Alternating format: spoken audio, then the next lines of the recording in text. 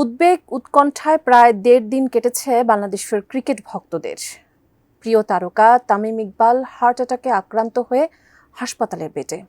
অবশেষে ভক্তদের দুশ্চিন্তা কমেছে, তামিম নিজেই সেটি কমিয়েছেন।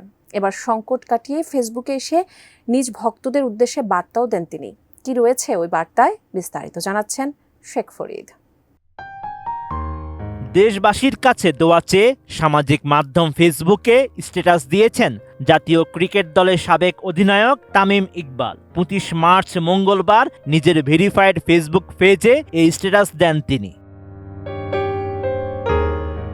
ফেসবুকে তামিম ইকবাল লিখেন, ২ বছর আগে এই রোজার সময়ই অনুপের কাছে গিয়েছিলাম। সেদিন জানতে পারলাম অনুপের বাবা ৪ বছরও হার্টের অপারেশন করতে পারেননি। হৃদয়ের স্পন্দনই আমাদের বাঁচিয়ে রাখে, কিন্তু এই স্পন্দন যে কোনো ঘোষণা না দিয়েই থেমে যেতে পারে। এই কথাটি আমরা বারবার ভুলে যাই।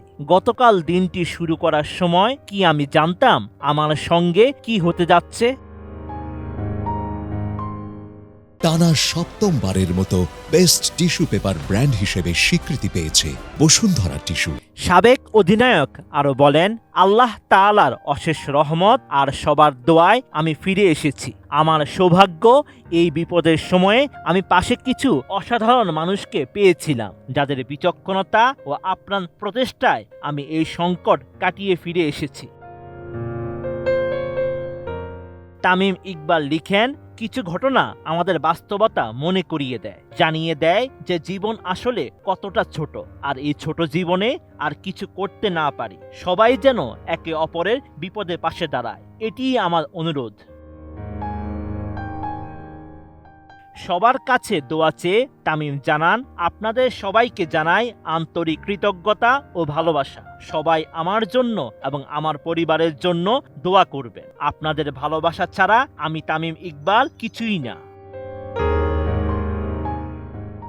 এর আগে গত ২৪ মার্চ বিকেএসপিতে ঢাকা প্রিমিয়ার লিগের ম্যাচ খেলতে নেমে হঠাৎ অসুস্থ হয়ে পড়েন জাতীয় দলের সাবেক অধিনায়ক তামিম। পরে জানা যায় তার হার্টে ২টি ব্লক ধরা পড়েছে এবং দ্রুত স্ট্যান্ট বসানো হয়েছে। বর্তমানে তিনি সাভারের কেপিজি স্পেশালাইজড হাসপাতালে চিকিৎসাধীন রয়েছেন।